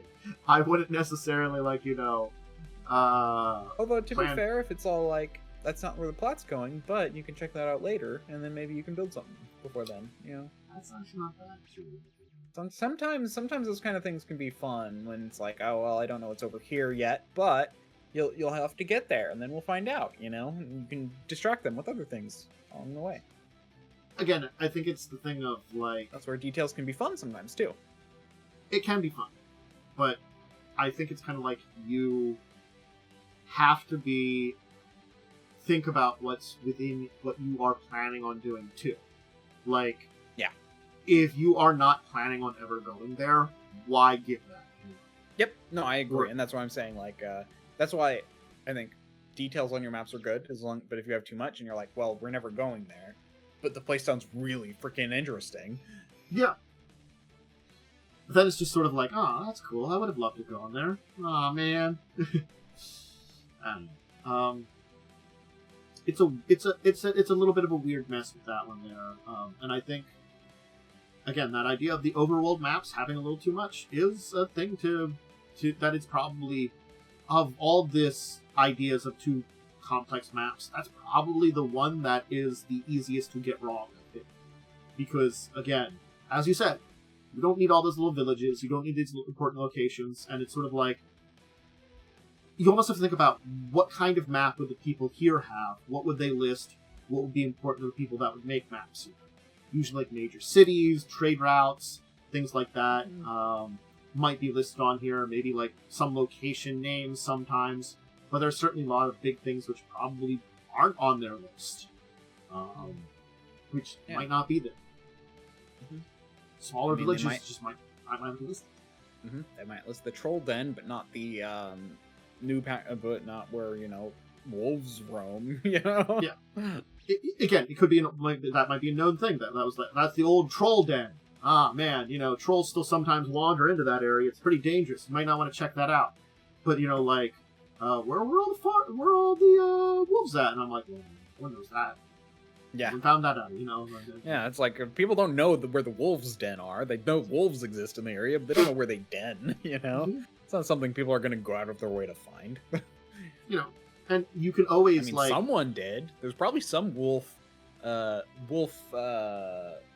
nature analyst, wolf druid who's counting the wolves and determining the health of the wolf population. But if you buy a map from him, then maybe you can see where they are. But and I think it's also like a thing that you can certainly kind of give information to your players and put it on the map as it's needed too. Like, you can always expand your maps and stuff like that too. Oh, think of the Lost Mines. Lost Mines are lost. You don't have them on the map. Like, the map that you as the DM have provided by the game has that. The players aren't going to know where that is. They're going to have to find out where that is. And then they can put it on their map kind of thing too. So maybe, like, not knowing about some of these places would be things they wouldn't know. They have to learn about these locations. Yeah. Yes. You probably shouldn't put secret Druid Grove that no one knows about on the map. Very true. Not gonna know about it. Sorry. Someone might, but not everybody. You're gonna have to kind of figure out who and when are gonna know about these things. Yep. Is there anything else we have to say about like the complexity of maps and stuff too? Yeah, sometimes simpler is better, but also, if you put something on a map, people will probably ask about it, or be expected for someone to ask about it. Make things realistic, but also, put in what you need. Yeah. Include bathrooms. You find that good balance of stuff that makes the maps feel, I can say realistic in a lot of ways. And I think that realism goes in the double directions. It means realism for a smaller, we'll call it the adventuring side of maps, to be, a reasonable place that, for what it's supposed to be, seems realistic, a castle might have some confusing defenses. This place might have, like, there might be a lot of, like, relatively low-used rooms in a mansion, because rich people, they love their rooms, or something like that, or rooms used for, like, weird reasons. Yeah. That's the thing, like, a mansion can have, like, 3 dining rooms, because it's like, oh, this is the family dining room, then we have the guest dining room and the ballroom dining room, Yeah. like, A big mansion can have all of that. Yeah, you just have to kind of figure out what they would have, and that is kind of building off of those concepts. But again, if you're not in a mansion, that might not make sense. It's you don't need 3 dining rooms in a. It's like, yes, this is my apartment with 3 dining rooms. Yeah, and again, like for the overland maps, for your exploration maps, it comes down to a lot of the same in a lot of ways. Of like, it's what your players need to know, what they should know, and what they would find out about. If it's not something that characters would necessarily know about, it's not probably going to be on that map. And I'm gonna also say, like a blank map with landmarks and roads and but no features like trees and stuff, it could be fine for what you're doing. You're traveling from place to place and the in-between doesn't matter, so knowing more where things are and how far they are is what's important. Include what's important. The fact there could be forests there or mountains there or anything like that can be important, but you just have to ask yourself, how much do my players need to know about that sometimes? That's it. Just it. How much do your players need to know? You have to keep that kind of statement simple. I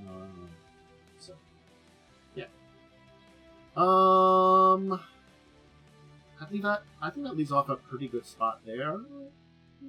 Unless there's something else you think about this topic that you think would be good to discuss. Not at the moment.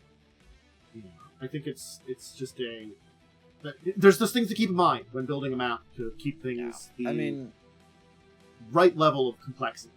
I guess that's a great way of saying it. The needed level of complexity. Yes, there we go. The needed level of complexity. You don't want it too much. You want it just enough to give your characters and players the right information, not overwhelm them, and give them an idea of what's going on. Alright. We're going to talk about our week in gaming to kind of finish up for the day. I remember if I did what I did this week. I know a few things. Sunday was Joe's game. It was Joe's game this Sunday, where we dealt with the ruins under the tower. Yeah, we all got blessed by or our powers got expanded. You completely forgot that you had a crystal fingernail. I knew I got the weird elemental powers, but I forgot it was linked to a fingernail, and it was just such a weird thing. And you forgot that it was connected to you. You thought you just had it.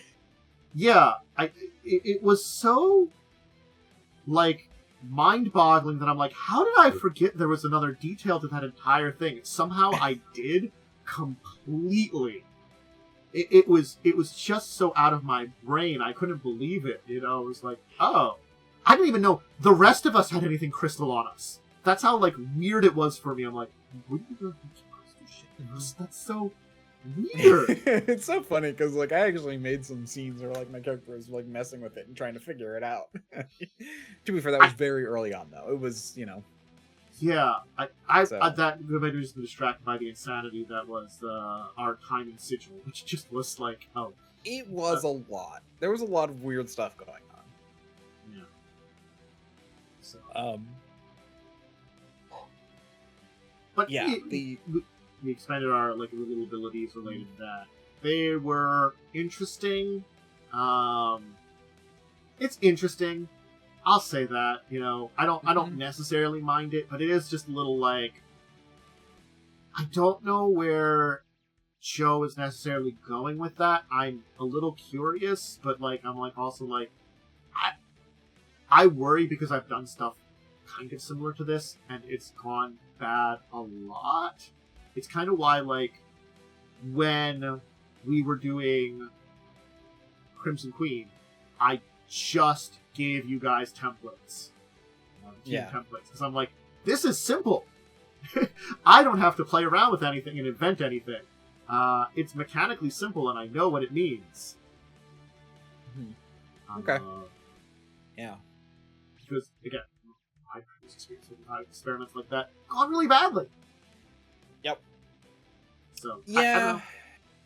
You have to put some thought into it. I've done that kind of thing. I've never had it actually go that badly. Worst case, I've just been like, hey, I accidentally made this thing overpowered. We're nerfing it. Cool. And usually players are cool with that, as long as you admit it. So, yeah, so that doesn't bother me.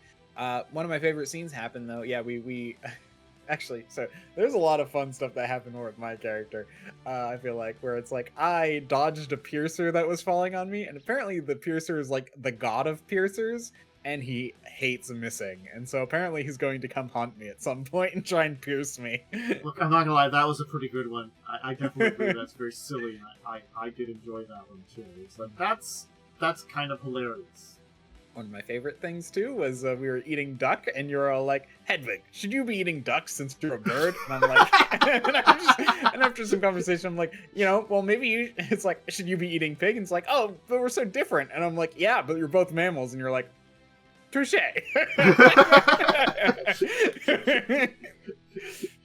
It was that entire thing of like, it's like it's probably like an odd thing that's sort of like, yeah, I probably wouldn't have known like the great way to compare like birds and you, and it required a discussion.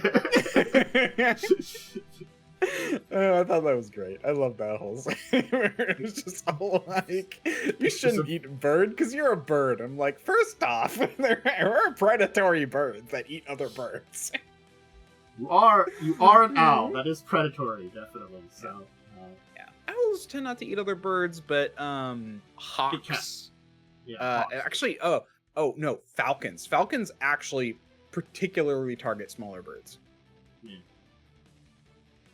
So I think there were definitely some interesting things, and we also met like the Ugloth, which was also kind of a demigod or something. He's just a greater Ugloth, which is like a they're not quite gods, but they are like they're kind of more like greater demons and stuff, like a named demon, Mm-hmm. So he apparently had a book of vile darkness, and my character was eagerly asking him questions, and it ended depending on who you ask, it ended poorly. If you ask Hedwig, he'd say it went great. He learned a bunch of stuff. Mm-hmm. Dark secrets of the universe. Yep. Mm-hmm. Yeah. Mm-hmm. I love Hedwig. I love her. Just she's like so naively curious. There's some fun about it, but it definitely like Bander is kind of settled down to be like God. He's kind of like the father or grandfather that's trying to look after you. It's so funny because it's like my character is like 20, but it's just like, but it's also just like he never really learned, Yes. He's probably a little sheltered. I did have a Tuesday game. It was Momo's game, where we fought a Nautiloid and a bunch of Mind Flayers. So we got an airship going to the next city that we were going to, and it was attacked by a Nautiloid. We managed to defeat it. We met a being which is hunting Mind Flayers, because apparently the Mind Flayers are kind of like, I'm going to call them a corrupting influence in our kind of multiverse. They basically like try to find ways they can get in there and get like beings that they can change into them and collect more of them, and they do it from like people that are willing to work for them for like terrible things. So they're a little like different than like I would say like Forgotten Realms Mind Flayers in a lot of ways. And they're working with like the evil Magnus cult, because then they can grab a couple of people and like convert them into Mind Flayers along the way, kind of thing.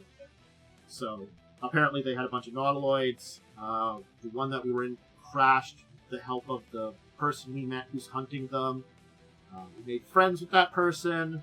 Then we got to the city we were going to, which was also had been under attack by Nautiloids, and they managed to fend them off right as we were arriving. And so we were helping them with the repair.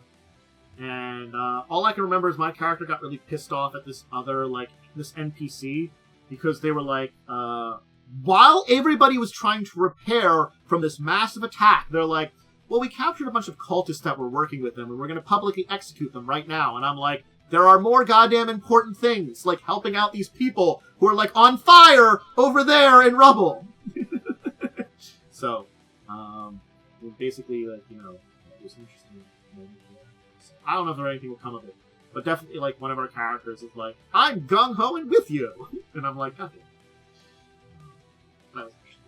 I don't think I did any tabletop show this week. We just didn't have a chance to. I think we hung out and talked. Yeah, I know you hung out and talked, because I remember thinking about joining you, but... We were working on...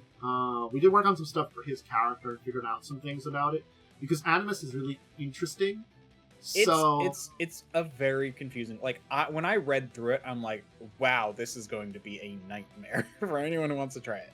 Well, I think the thing that we were able to figure out is the nature of his as an animist is he's tapping into basically elements of energy from the lost gods, basically. You know, those festivals that still survive are almost like he can tap into like even fledgling like wisps of that energy. So even like some like unnamed deities that might not be like we don't know about, he can still tap into like kind of powers related to them a little bit. So that's kind of neat there. And that's kind of where his spirits are coming from a little bit. And he was able to, like, tap it. Like, there was a couple of things that were very, like, kind of interestingly story related to your thing that are going to be like, this is stuff that's probably not going to come up, but kind of, like, your character kind of taps into for being an analyst. So you might, like, you might know some things. Whether or not this is going to develop in any way, depends on the game. You know, that kind of thing like that, you know. Yeah. Like, I think just, like, I can kind of talk about it because, like, I don't know if it'll come up at all. Like, he tapped into, like, a vestige of a deity that he feels like is more ancient than the lost ones you know about. Like, was even lost before the ones, you know. And, like, stuff like that. And, like, so there's interesting things related to that. Kind of figuring out his character's timeline, and, like, what he would have known about from, like, everything that's happened, you know, that kind of thing. Yeah. Like, we did a little bit of that with your character, which there's some more details I kind of add in. Yeah, I mean, like, one of the thoughts I had was that the reason, like, my master, like, one, influenced me, and two, so I haven't actually asked you about this, but it was what I was planning. The reason, like, my master, how my master influenced me, and the reason I became more awakened is because he did a ritual where, he tried to awaken me, but what his goal was to make it so I'd live as long as him, and what the ritual actually did was it implanted a piece of his soul into mine. And that's why I'm now going to live forever, but also have vestiges of his power as a sorcerer. You basically would live, like, as long as in health at this point. Yes. Yeah. But also, now, that's also why I have some power, and also why I'm awakened. It was basically just, like, way more than he expected. We can kind of say that maybe that's... Did you want that to be more of, like, a recent thing, or more of, like, a No, that would have been a long ago thing. Yeah. So, like, I can kind of talk about it, but my kind of idea for what would have happened was to your character, so, like, it would have been in the siege of the capital. And my idea for it would be that your master would have been with you, and then something would have happened at the school, that there was be an attack on the school, which shouldn't have happened. And your master basically runs into one of... There's an entire title for them, but I can kind of say one of basically the generals of the Dread Army, who had tried to infiltrate the school to basically, like, take some powerful magical artifacts, destroy stuff, that kind of thing. Did battle with them, managed to drive them away, but was mortally wounded. Basically, that's when you were thrown in with the apprentice that was going to take you away, while your master was like, I'm going to be dying, I'm going to go try to, like, go out with a bang and go attack the army directly and see what damage I can do, kind of thing like that. So you never, like, you didn't necessarily, like, see the downfall of it, but you know, like, the, person, like, so you don't know how far your master got towards getting there, towards, like, going after, like, this. I might steal that.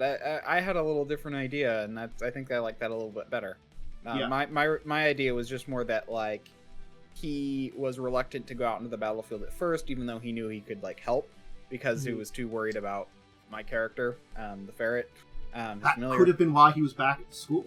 Yeah, but my original thought was that he eventually decided it was more important to protect the homeland and he went out. But I like the idea of him just having been back and then deciding at this moment that it was better to fight. Yeah, so that's a little bit better. I mean, to be fair, I haven't written it yet. I haven't written my backstory. I'm planning to. Yeah, but that was kind of something I was going to kind of suggest because you would at least would have gotten like one look at one of these generals and I could give some information about them because Yeah, it doesn't... I like the idea of a general better than like the Dreadlord himself because I didn't know that he had. It makes sense that he has generals, but I'm like, I just kind of figured he was just a wrecking ball who like did everything himself. Basically, like they're the like commanders, which are they have a name for them, which I'll kind of go over, but they basically translate to like the shadows of death. They're called the Dreadlord shadows. Yeah. And like story-wise, there was originally 13 of them. Until the wall fell, there was always 13. But since then, there have been 5 that have been killed that have not been replaced. So there currently, as of now, would be 8. The one that you would have met has not been killed. Okay. And the one that you met, also interestingly enough, was an elf. Okay. Because remember I said, there were some people that were left down in that area that were just kind of abandoned. Yeah. And so... whether or not he was from that time or was born after a generation by that, he's all on this. Apparently, it's elf that's all on board with that, and it's like evil, like wizard that is probably like arch nemesis of your kind of like kind. It was definitely would have interest in going to the arcane school and like stealing a bunch of stuff. Yeah. Also, I want to practice my writing, so I'm going to be a terrible player and give you probably like a 3-page backstory. Again, we can kind of work and discuss it and stuff like that. There could be some information that'll be important. I already have a TLDR version, so it's pretty much what I told you. So, but yeah, we worked on some character stuff for Joe and stuff like that, and figured it out. And I do have to sit down at one point, talk with Momo, and figure out what's going on there about scheduling wise. If like. Because it sounds like it's maybe not, and I just want to kind of like put a place there, like I don't know, like put them in the back burner or put the character like in the front. I don't know, we'll figure it out. But we want to kind of leave that there, I guess, unless there's something else that happened this week. Did you do anything else? No. I mean, besides work on stuff for your...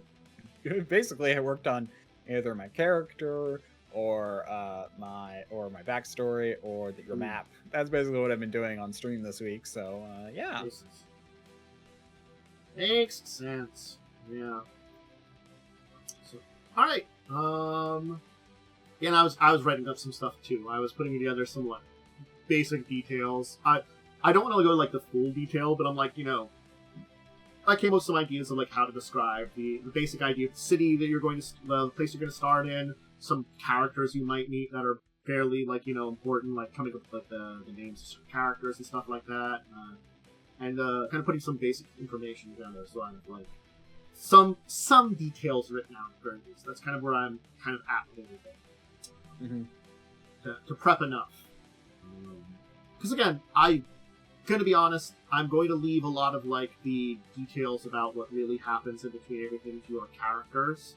I feel like that's the way I want to kind of do this a little bit. So yeah. Alright. Yeah. Alright. Thank you everybody for joining us today. I hope you enjoyed everything. Let me throw the shout out to you, Worm, as you throw your shout out. Yeah, I'm DiamondWyrm. You can find me on twitch.tv/DiamondWyrm or at DiamondWyrm on Twitter. And Blue Sky. DiamondWyrm on Blue Sky as well. And technically DiamondWyrm on YouTube. I'm not sure how that works because technically my channel isn't like YouTube/DiamondWyrm because you don't get that until you get like 500 subscribers. So, but if you Google, or if you search DiamondWyrm on YouTube, I am what pops up, so. You might have links on some of your other stuff, too, though. Yeah, I need to do that. I've only recently started uploading to YouTube, so I haven't actually done that yet. That's actually a good point. Alright, anyway, myself, Dracovin. My schedule goes up on Mondays. It's the big thing this week is I'm currently aiming for off on Friday to go to PAX Unplugged. Basically, because I did look into it and like currently, really only some people that are more local that are going that I know that I can hang out with. So I'm just planning on going Friday at this point in time.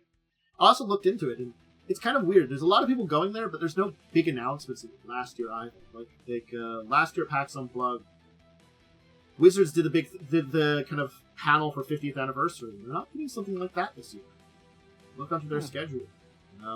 At most, they're like, "Hey, Acquisitions Incorporated is going to be there, and we're going to be showing off some of the D&D 2024. You can check it out. Woo, 5.5. Test it out. Maybe you can buy a monster manual." Yeah, because they had then another thing they had like you can buy this early. So I'm like, hey, that might be fun. Yeah. So, all right. Anyway, I think that's it. I'll put up all the stuff until the next time. I'm gonna say to all of you, thank you for joining us. I guess farewell for now and goodbye. Bye. Have a good rest of your day. Bye.